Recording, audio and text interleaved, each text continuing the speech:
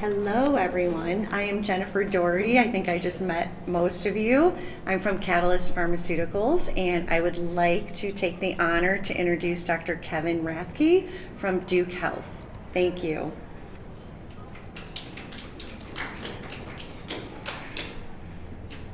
So I'm going to talk about an interesting topic, febrile seizures, but also what else can febrile seizures be?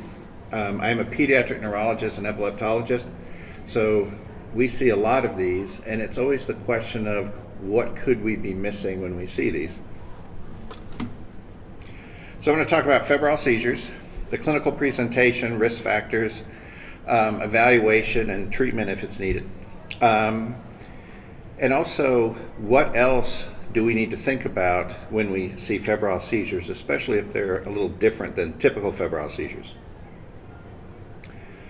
So, febrile seizures was defined in 1993 as an epileptic seizure occurring in childhood after the age of 1 month associated with a febrile illness not caused by an infection of the central nervous system without previous neonatal seizures or a previous unprovoked seizure and not meeting criteria for other acute symptomatic seizures. And that is a run-on sentence. So a fever by definition is 100.4 degrees Fahrenheit or higher, based on 38 degrees Celsius or higher. And it is the most common seizure type between the ages of 1 month and 5 years, and 2 to 4% of people in the US and Europe have febrile seizures. In other regions, it can be as high as 10%, which may speak to the genetics of febrile seizures, but also misdiagnosis. Typically by 5, it goes away, so the outcomes are thought to be very good. When I trained, it was taught that it was the rapid rise of the temperature that was the issue. It's now been shown that it's really more the peak of the temperature, and that can vary. So in one child it may be 100.5, another it may be 105. So it can vary from child to child. And it is genetic. I mean, there's a study showing 56% of identical twins have it, where only 14% of fraternal twins. But you commonly hear, getting histories, that somebody else in the family, typically a parent, also had a few febrile seizures when they were younger. And it's probably more than just the genetics, it's probably what bug they have. Because you can have 6 febrile illnesses and not have a seizure, and you get the 7th and you have a seizure. Gastroenteritis has a lower chance of causing it than herpes 6 has the highest. But we also know the second COVID that came through, that caused a lot of febrile seizures, and this past summer rhinovirus seemed to cause a lot of febrile seizures. And there's 2 basic types. The first is simple, and that's one seizure during a febrile illness. Currently it's less than 15 minutes, but it's probably going to change to less than 10 minutes. And it's a generalized seizure. It's affecting both sides at the same time. Typically they only last seconds.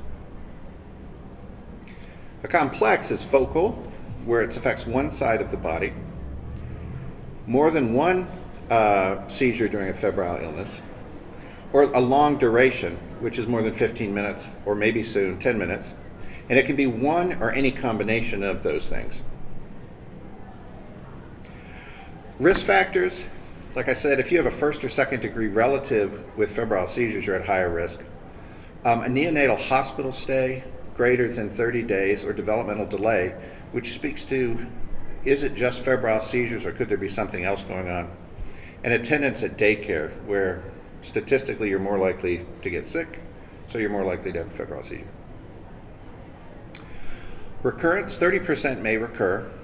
It tends to recur more in younger children. So the younger you are when you have your first one, the more likely it is to recur. Only 10% have more than 2. And risk factors for recurrence, again, young age, less than 18 months, family history of febrile seizures, a lower temperature when you have the seizure, or the shorter duration of the fever prior to the seizure. So if you have a seizure within the first hour of the illness, you're more likely to have recurrent seizures. Risk of epilepsy, it's thought to be about 2 to 10%, depending on who you read. Most it's more 2 to 4% is what most people think. And your risk factors for that tend to be complex febrile seizures, developmental delay, family history of epilepsy, and that's not febrile seizures, but true epilepsy. And like we said on the previous slide, for recurrence risk, your risk of epilepsy, shorter duration of fever prior to the seizure. That's the only one that they have in common. What do we do for febrile seizures? Simple. We don't usually do a lot. You want to make sure you have a source for the fever. If it's recurrent, sometimes we do an EEG. I was always taught at the third one you do an EEG, but some people do it at the first. There's no right or wrong answer for that. If they're complex, EEG, neuroimaging, and more in-depth evaluation for metabolic or infectious causes. And maybe genetics. We're getting more and more comfortable doing genetic testing earlier, so that may become something we do pretty standardly. And the other things to think about when we see somebody who comes in perhaps with a simple febrile seizure is taking into consideration their medical history and birth history. Were they premature? Do they have a history of some major illness or injury? Family history, developmental or behavioral issues. And of course, exam findings. If we find something on exam, whether it be dysmorphic features or weakness or something like that, we have to think, could it be something else? Treatment, it's controversial. We always say control the fever, but there's not good evidence showing that if you control the fever, you're going to stop seizures from subsequent illnesses. It has been shown that if you treat the fever, I don't know what happened.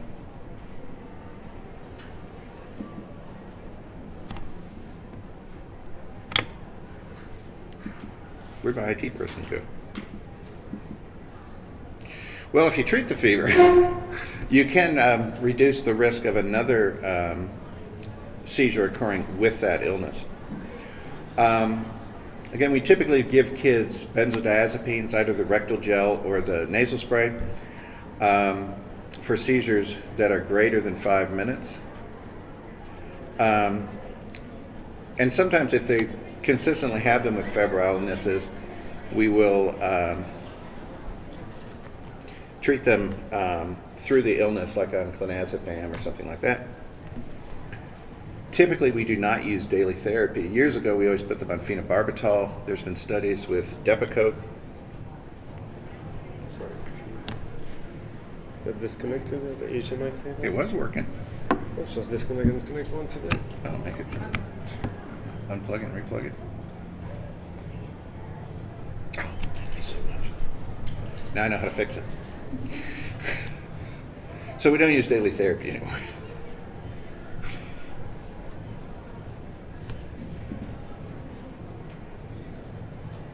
But what else do we need to think about? So, again, if they're complex febrile seizures, family history of epilepsy, developmental delay or regression, behavioral or socialization issues, abnormal exam findings, or frequent seizures with lower recorded temperatures or earlier in the illness, we need to think, could it be something else? And it warrants a workup. One of the first things that comes in, and actually maybe one of the genetics just in simple febrile seizures, is Dravet syndrome. Now, Dravet first diagnosed first described in 1978, and was the first name for it was severe myoclonic epilepsy in infancy, most commonly associated with the SCN1A mutation, which is a sodium channel mutation that affects nerve cells. You don't have to have that to be Dravet syndrome. Dravet is a clinical diagnosis. And the clinical diagnosis is febrile or afebrile seizures, generalized and or focal, starting in the first year of life in an otherwise normal infant. So there's usually no concern of any developmental issues prior to this. The seizures are typically febrile seizures within the first 12 to 15 months. One clue may be that they can have seizures with increased temperature that is not fever. They later develop myoclonic seizures, developmental delay, and regression, and their seizures tend to be very difficult to treat. What's hard too is even if they come in with febrile seizures and you do a workup, you may have, again, normal development, normal EEG, and a normal MRI. So the diagnosis is often delayed. And once you have the diagnosis, we have to decide on a treatment. And there's many medicines that have been proposed, but even with all these medicines, these are still very difficult seizures to treat. Valproate, Epidiolex, cannabidiol, clobazam, those were kind of the standbys. Now we have fenfluramine and steripental. And if anybody knows any children steripental is a really old drug that we used to get from France. And then felbamate and maybe cenobamate, which is the new felbamate-like drug. In these kids, you have to avoid sodium channel drugs. Again, it's a mutation in the sodium channel, so if you use drugs like phenytoin, carbamazepine, or oxcarbazepine, you could exacerbate seizures. Ketogenic dietary therapy can be very helpful in these kids, and vagus nerve stimulation with medication sometimes can help. And now there's been studies with gene therapy. We were part of those studies, so we shall see what that shows. Another one that can present early on, like febrile seizures, is epilepsy with myoclonic atonic seizures, or Dosis syndrome, or some people say Deuce syndrome. That can start between 1 to 5 years. Again, a previously normal child, and they can just start having febrile seizures. They have an absence of structural brain anomalies, typically a strong family history of epilepsy, and they have myotonic atonic seizures with true drops, though they may have many other seizure types. Most of them have generalized tonic-clonic seizures, but these usually occur out of sleep. 11 to 30% have pure, just atonic seizures, and 62 to 89% may have atypical absence. And a lot of these kids can have this non-convulsive status epilepticus, which sometimes can last hours upon awakening, and is often misdiagnosed as an encephalopathy. They typically have cognitive and or behavioral decline, but not always. And the response of medication can be variable. Some of them are very sensitive to medication and do very well, and some don't, which leads to the prognosis, which is variable. Some of these kids, especially as they get in those pre-puberty years, can resolve. And if they resolve and their seizures stop, usually the cognitive and behavioral issues continue beyond that, but typically doesn't progress. And some kids, it's more progressive, and their seizures are very difficult to treat. Now we're to GEFS Plus, and GEFS Plus is Generalized Epilepsy Febrile Seizures Plus. And it's kind of a term that covers a lot of different disorders, so it's more of a clinical presentation. Typically there's family history of epilepsy. They have febrile seizures beyond the age of 6, and they can have afebrile seizures of any type. And there's two kind of basic types of this. There's febrile seizures plus, where they have, again, seizures beyond 6, and they may have some generalized seizures without fever, and they tend to have a better prognosis than the generalized epilepsy with febrile seizures plus, far more severe, and they can have generalized and focal findings on their EEG. Dravet syndrome and the myoclonic atonic seizures, or Dosis syndrome, fall into that category. So again, it's kind of a descriptive term that can include many different diagnoses. Some of these children, even without true Dravet syndrome, can have an SCN1A mutation. Other mutations have been found as well in GABA. There's an STX mutation. There's several mutations that may contribute to that. And treatment is typically based on the seizure type and the genetic cause. There's not one overriding treatment regimen for this. Outcomes: most children who have the milder types tend to do very well, and the seizures go away. The more severe types, and these are typically the ones that end up having one of these other diagnoses, tend to follow those paths and have a more difficult and prolonged course. Fires is another one. This is a scary one. And we saw several kids with this during COVID. And this is febrile infection-related epilepsy syndrome. And its repetitive seizures are difficult to control status epilepticus during or after a self-limited febrile illness. Classically, it occurs 2 days to 2 weeks after, but it can occur with the illness. It's seen most often in children 3 to 15 years of age. It's really not known what causes it. It's thought to be possibly autoimmune, but some children have been shown to have SCN1A with no history suggestive of Dravet syndrome. Treatment, you treat it as status epilepticus. And the medicines we typically use, we get to the point where we put them in a medically induced coma, but you can only do that for so long. Typical anti-seizure medications and steroids don't help. Early use of ketogenic diet may be helpful. And it has about a 9 to 12% mortality rate. And even if they come out of it, they're typically left with significant neurologic impairment and epilepsy. Then there's the other epilepsies. And one of the things I always ask when I see these kids is it seizures with fever or is it febrile seizures? Because anybody, child or adult, if they get the right illness, it can lower their seizure threshold and they can have a seizure. And that's why you want to take their history into account and see is there anything else that could be going on. I know how to fix this. If anything else that could be going on that could be triggering the epilepsy. So close follow-up in these kids are important. And I always say children are works in progress. It sometimes takes time to make the diagnosis, so following them closely, usually we avoid any significant issues. So, that's my talk. So any questions? And I can answer other questions beyond this. We also have my ketogenic dietitian here who may be able to answer questions if you have questions about that. Yeah. Is there any way to prevent the febrile seizure? Do you recommend any medication if someone has history of febrile seizure to prevent further febrile seizure? Really, there are studies with phenobarbital and Depakote may prevent, but you always have to risk, if it's simple febrile seizures, do I want to risk taking the medicine when it's typically a benign course? If they're more complex, you might consider daily medicine. And then with illnesses, especially with complex, again, I mentioned the benzodiazepines.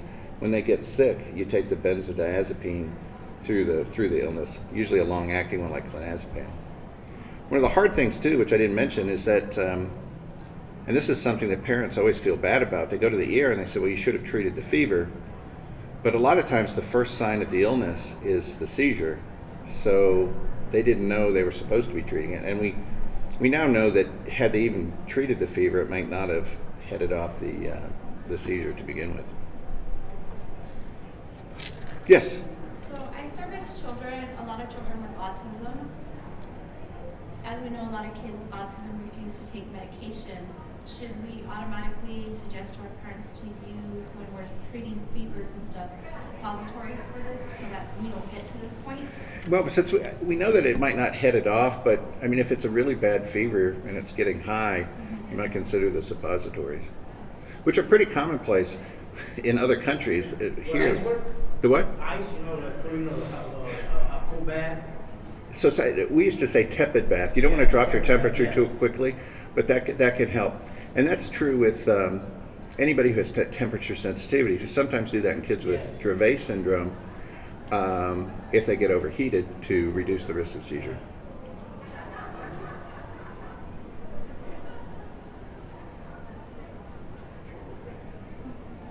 Anybody else? You can't start a ketogenic diet for status or fires while they're on Pinto, right? No, and usually when we're thinking about that, it's after they're already off the penobarb or the whatever they're on, propofol or whatever it is. Okay, so typically you're already fairly into status Right. before diagnosing the fire. Yeah. Okay. It's usually when they failed and we're scratching our heads, what do we do now because they're not responding to anything? We can't keep them on penobarb for the cardiotoxicity and all that. And even that, it doesn't always work.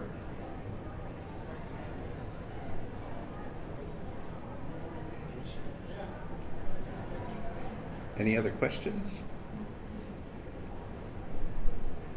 Well, thank you very much. Thank you. I'll be talking about ketogenic diet tomorrow if you want. Thank you.